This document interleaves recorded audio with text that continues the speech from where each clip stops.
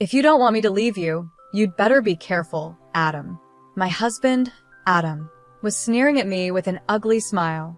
Next to him, my mother-in-law, Olivia, had the same creepy grin. That's right, we'll use you as much as we can, they said. Seeing this, I had to hold back my laughter. They didn't realize the real misunderstanding was on their part. Acting like I didn't know anything, I raised my voice and said, "What? I'm not your daughter-in-law anymore. I stopped being one a month ago." A little while later, lively voices echoed from the living room. Today, relatives had gathered to celebrate the completion of our new house. The guests invited by Adam and Olivia must have been shocked by the sudden turn of events. When they rushed into the living room, their faces turned pale. "You've done something terrible. How could you do this?" they said. But I stayed calm. "Don't worry. Everything is already set on my side. Now, the counterattack begins. My name is Jessica Jones, and I'm a nurse at a small clinic in town. I live with my husband, Adam, and my mother-in-law, Olivia. We got married a year ago when I was 32. At that time, I was working at a big hospital where I first met Adam, who was a patient there.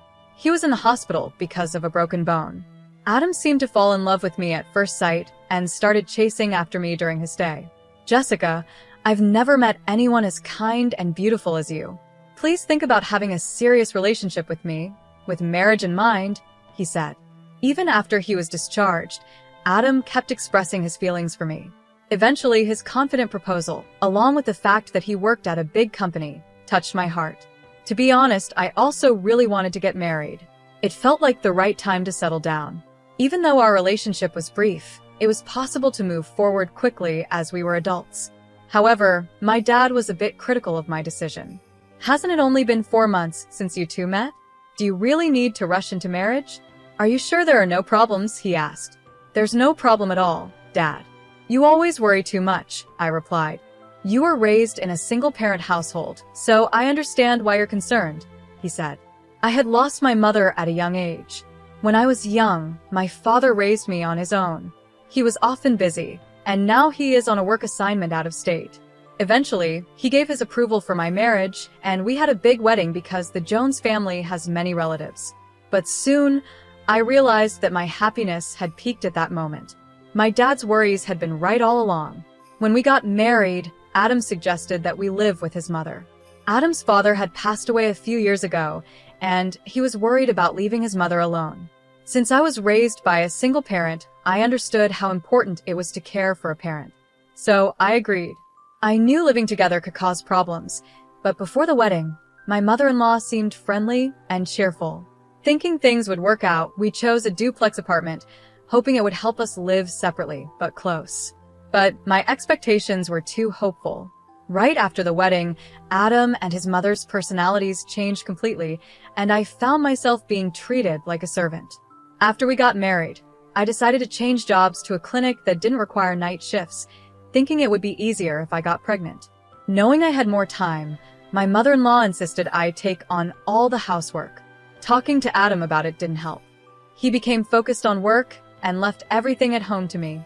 "Take care of my mother for me. I'm tired from work. Don't bother me with such small things," he'd say. "Small things? I'm really struggling here," I'd reply, but Adam didn't care.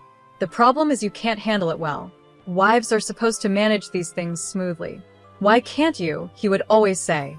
Adam, who used to be so caring before we got married, lost interest completely after. His change was deeply disappointing, and I felt drained. I never imagined I'd be in such a situation, but I couldn't bring myself to tell my dad. I didn't want to trouble him so soon after getting married. I tried to tell myself that Adam and Olivia were just stressed from the new living arrangement, but their behavior only got worse. Adam often went out drinking and rarely came home early. He started going on more business trips, spending even less time at home. But what bothered me most was that Olivia would use a spare key to enter our side of the apartment without asking, even when I wasn't home. She took my personal belongings without permission, not just jewelry and bags, but also clothes that didn't even fit her. One day, I found my expensive clothes stretched out and dumped on the floor. I almost cried, but I decided to confront her. "Please don't use my things without asking." Using the spare key to come into our place when I'm not here is an invasion of privacy, I said firmly. But Olivia ignored my complaint. What are you talking about? Moving between family members' rooms is natural. There's no such thing as privacy in a family, she said. At that moment, my frustration took over. Please apologize. This is completely unacceptable, I said, trying to stand my ground.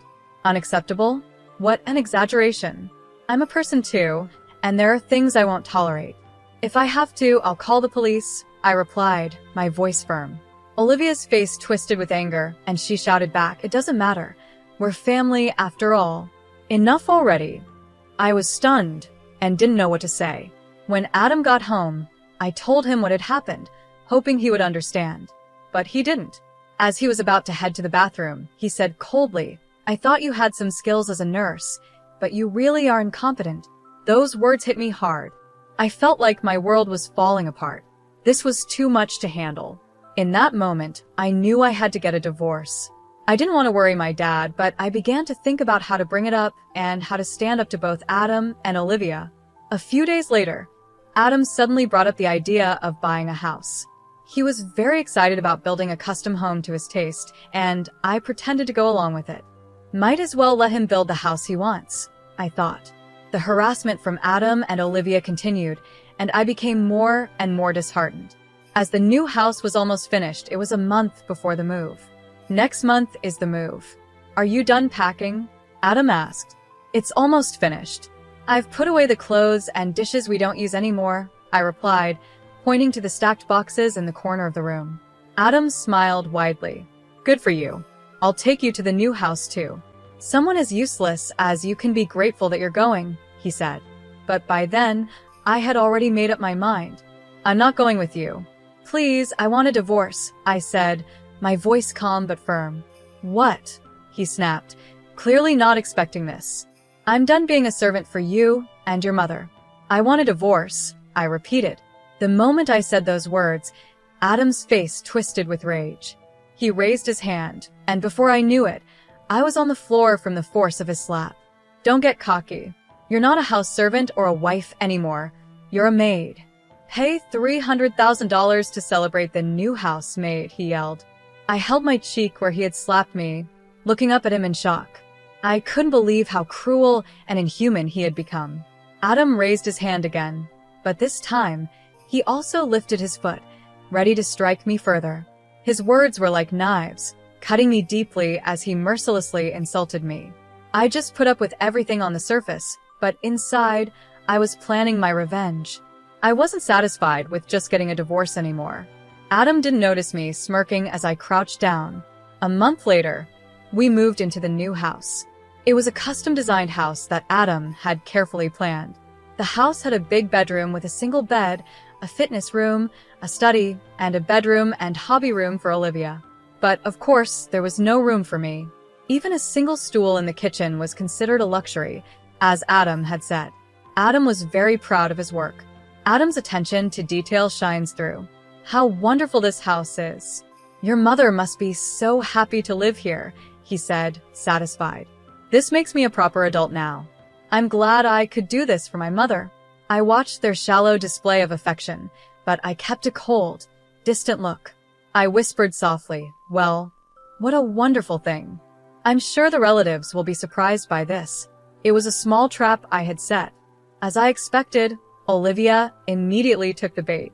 That's a great idea. Why don't we invite all the relatives to see this beautiful house? Let's have a party to celebrate the new house, she said eagerly. Yes, let's do that. Maybe I'll boast to my uncle and cousins too, Adam added. Excited, the two of them contacted their relatives and began planning a big housewarming party. Olivia, who loved to show off, busily prepared for the event, using me to do most of the work. The first big event in the new duplex finally took place. About 15 people, mostly relatives from the Jones family, gathered. With so many people, the house was filled with lively chatter. Olivia dressed up stylishly to welcome the guests at the entrance, while Adam proudly showed off the house. As expected, the pair who loved to show off made sure everything was perfect. The interior was decorated with elegant touches, soft lighting, and houseplants, creating a pleasant atmosphere. The table, decorated with flowers and fruits, was set with fine Chinese ceramics. Classical music played in the background from Adam's home theater, where a screen displayed beautiful foreign landscapes. It was like a hobbyist's dream. Meanwhile, I was busy cooking in the kitchen. Adam's clueless relatives saw me working hard and commented, "Jessica, you're doing so well. Adam is lucky to have a wife as beautiful and hardworking as you." "That's not true," I replied, forcing a smile. Just then, Adam came over to me. "Come over here," he said, without explaining why. Okay," I answered, feeling uneasy. Even though I was still in the middle of cooking, he grabbed my arm and led me to another room. Soon Olivia followed, giving me a stern, cold look. "I saw you looking happy when my uncle praised you," Adam said. "That's not true," I replied. "Don't lie."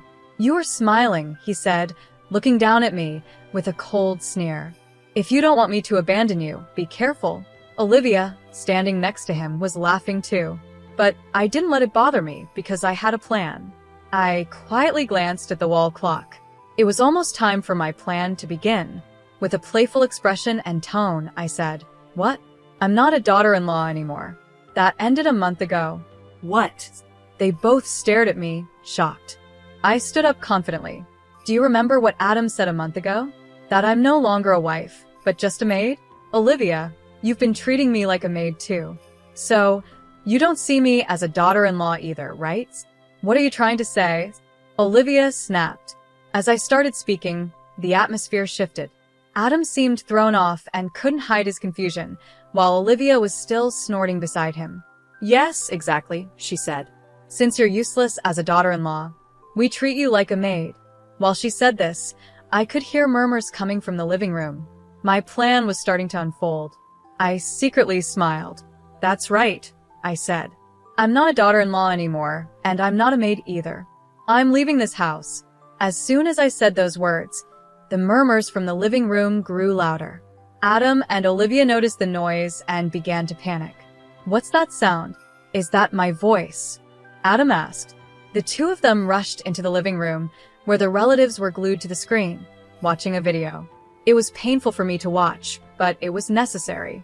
The screen showed a moment where Adam was verbally abusing me and raising his hand to strike me. "What is this?"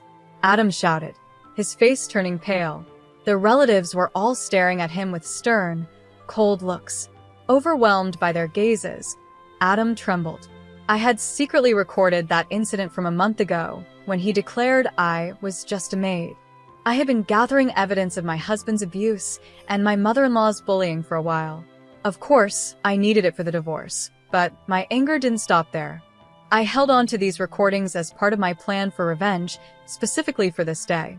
During the housewarming party, I had set the video to play automatically. I knew it might inconvenience the relatives, but it was a necessary step. "Adam, what does this mean? How awful." "I couldn't endure such a thing," one of the relatives said. "This is," Adam stammered, his face pale, as he faced the cold stares of the relatives. He was unusually shaken. Seizing the moment, I slammed the papers I had been hiding onto the table. "There's no escape now. Please sign here." "We are getting a divorce," I said, presenting the divorce papers I had prepared for today. "I'm done being just a maid." "I want a divorce," I said firmly. "Divorce? This is no joke, just a typical marital issue," Adam replied. "Typical? Is it normal to abuse and hit your wife? That's not a marriage." "I'm sick of you," I said. As I spoke, I could see the relatives nodding in agreement. After watching the video, it was clear to everyone who was in the wrong. While Adam hesitated to sign the divorce papers, I decided to present my final move.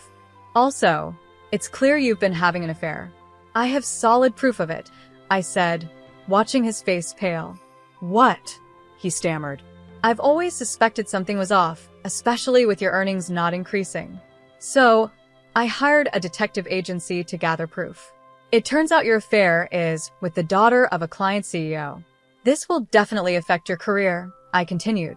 I spread out the photos and documents on the table for everyone to see. The images showed Adam and the woman entering a hotel together. "Don't look. Please don't look," Adam shouted, frantically trying to cover up the evidence, as he lunged forward. I could barely hold back my laughter at how desperate he looked. I will be seeking a fair share of assets from both you and your partner. Since she's also married, there might be claims from her side too, I added. It's not that's not right, Adam stammered, but he couldn't explain what he thought was wrong. As usual, Olivia jumped in to defend him. What are you talking about? An affair is nothing. It could even be seen as a mark of a real man, Olivia said. I've told you many times that you're not fit to be a wife because you can't forgive even this much. She still didn't realize how her comments were making the relatives uncomfortable. I looked at her coldly, deciding it was time for my next move. Olivia, do you remember the terrible things you've done to me? I asked, taking out my smartphone. I had set it up to control the videos. I selected a specific clip and projected it onto the large screen. The video showed everything: how she made me do all the housework, including laundry and cooking, how she entered my room without permission, and how she used my things. There was even footage of her trying to wear my clothes, stretching them out until they were ruined.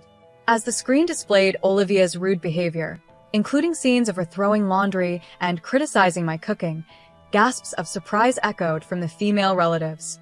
When the video showed Olivia sneaking into my bedroom, the room was filled with shocked whispers. Everything was perfectly captured by the surveillance cameras I had set up. What is this? Filming our house without permission? This is a violation of privacy. Olivia screamed angrily, but it was too late. It was ironic for her to claim a violation of privacy now, after she had denied my right to it before. Filming inside a home might be seen as a privacy violation, but in this case, it was necessary to show the truth, I said calmly. I no longer cared about any accusations.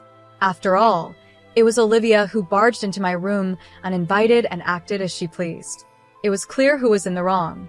The screen clearly showed Olivia going through my clothes and accessories like a thief. Stop it. Don't look, she shouted, her face finally turning pale. Behind her, the female relatives whispered, Even Olivia? That's just awful and unbelievable. If someone did that to me, I'd call the police right away. Their criticisms grew louder, and Olivia became more flustered. I pointed at her and spoke loudly. What I can't forgive the most is that you broke a keepsake from my late mother. It was precious to me, and you tried to laugh it off. You haven't even paid a cent for the repairs. Do you understand how much pain you and your son have caused me over this past year, showing no human empathy? At that moment, the relatives finally took my side. They stood behind me, glaring at Olivia and Adam with stern faces. Olivia, Adam, apologize to Jessica, one of them said firmly. That's right. Don't you feel any shame for what you've done? Added another. Though Adam and Olivia were still hesitant, the pressure from the relatives finally made them apologize. I'm sorry, they said, but their words were hollow and insincere. Still, I decided to accept the apology in front of everyone. With a gentle push from his uncle, Adam reluctantly filled out the divorce papers. After he signed, I felt a wave of relief and thanked the uncle. Don't worry. If there's anything I can help with in the future, please don't hesitate to ask, he said. You've been through a lot, and if you need anything moving forward, I'll be here to support you. Just get in touch. Thank you, I said. To be honest, I had been worried because they were Adam's relatives, but in the end, they saw that his and Olivia's actions were not normal. Before I left the house, some of them even gave me their contact information, offering support if I ever needed it. After the relatives left, only a defeated-looking Adam and Olivia remained. I felt so much lighter. In the quiet that followed, Adam was the first to speak. As expected, you've done something outrageous. How could you do this? He said, his voice shaking with anger. Olivia, too, turned her surprise into anger, but their words no longer affected me. This is what people mean when they say you reap what you sow, I said calmly. I'm going to submit the divorce papers now. I'll also take my belongings soon.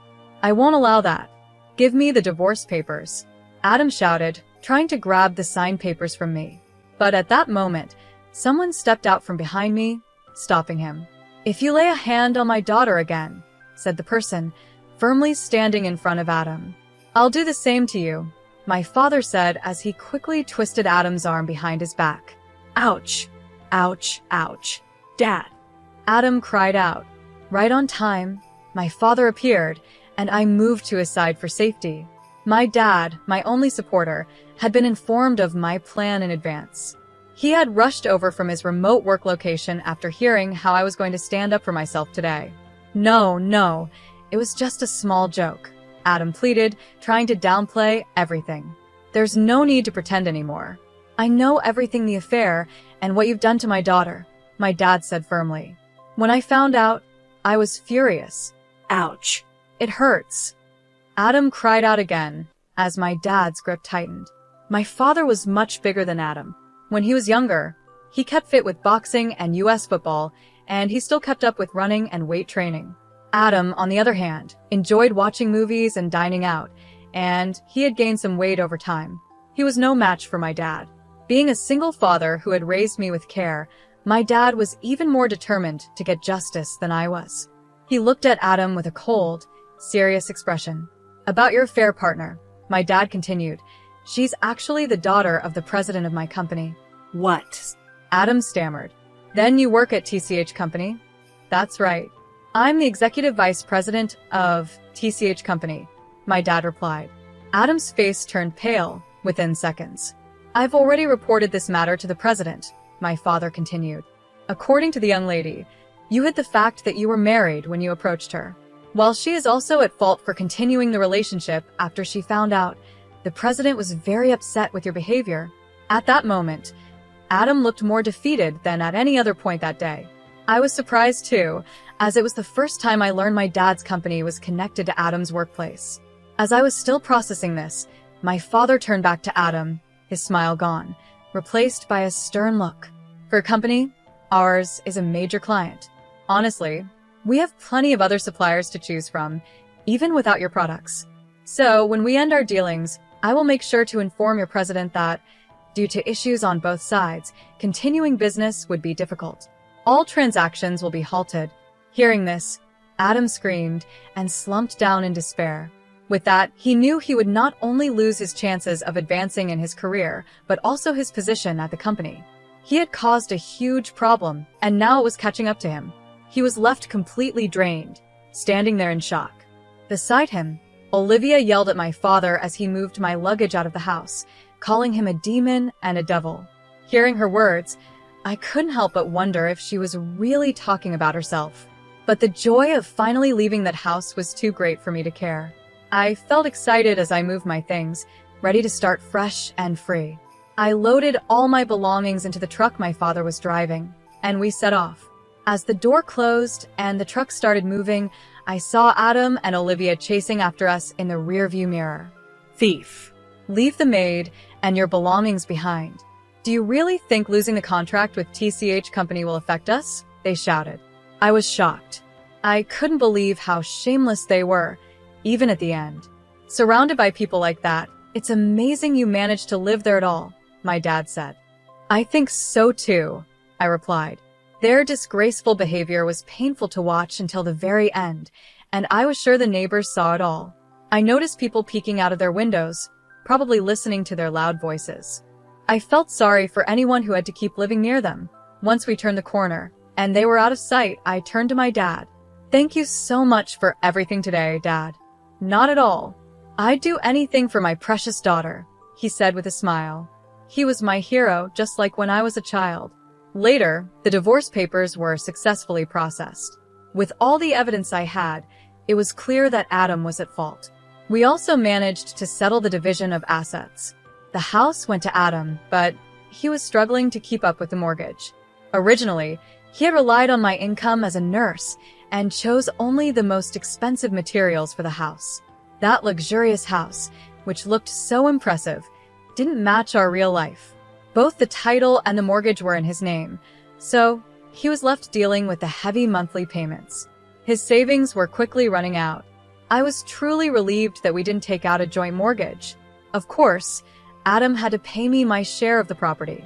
But it wasn't just me, he was also being claimed by the spouse of his affair partner. The president of his company was making sure all payments were done on time to regain trust, so there were no delays. Adam's boss was keeping a close eye on the situation to make sure I was paid, too. At work, Adam was uncomfortable and stressed. He had been sidelined within the company, and it was clear he was in a difficult situation. How did it come to this? He must have wondered. But for someone who always liked to show off, it would be hard to endure his new reality for long. On top of that, the president's daughter, who was Adam's affair partner, also ended up getting a divorce. She was fired from the family company, TCH, where she had been working. I was also firm in demanding an apology from her. As the pampered daughter of a company president, she probably never realized her mistakes before. Now, she faces the harsh reality of life, and Adam faces the severe backlash of a world he once took lightly. Both of them are haunted every day by the huge amounts they have to pay. Meanwhile, Olivia has started down a path of self-destruction. Knowing her son was struggling financially, she took up a part-time job. But she made things worse by stealing from the supermarket where she worked. When the store's inventory didn't match, the manager checked the security cameras and caught Olivia secretly taking items. When questioned, she didn't show any regret. She even argued, "There's so much here, a little bit won't hurt. It's because you're so stingy that the store isn't doing well." It also came out that she had been reselling some of the stolen goods online. Her actions led to her arrest, and she became known in the community for all the wrong reasons. Even after being released, she continued to live in that house, but it was nothing like the fine home it used to be. The house, once built to impress, soon became run down due to a lack of care. Years later, I heard that people in the community called it the garbage house. For years after my divorce, I began to think about marriage again. Encouraged by a friend, I decided to remarry. I met a kind-hearted, gentle man who understood me and gave me the support I needed. When I introduced him to my father, he quickly gave his approval, and I felt relieved to start my new married life. Later, we were blessed with energetic twin boys, and our home became lively and full of joy. Raising twins was challenging, but the support of our parents was a huge help. My in-laws were warm, thoughtful people who always respected my opinions on parenting. After all the hardships I had gone through, I felt deeply grateful to have met such wonderful people. My father adored his grandchildren, and the way he smiled when playing with them was something I had never seen before. "Peekaboo. Look, it's Grandpa." "Oh, Dad, your face is so unguarded," I'd tease. "Really? Do you think so?" he'd say, trying to hide his smile. But it never lasted long, and he quickly returned to his gentle, doting expression, fully embracing his role as a loving grandfather. Seeing him so happy made my heart overflow with joy. Beside me, my husband smiled warmly and leaned in close. "Thank you for giving me such wonderful children. Let's keep building our happiness together." "Yes, thank you so much," I replied. Moving forward, I'm committed to creating a loving, warm family. Together with my beloved family, I look forward to building a new life filled with joy and happiness.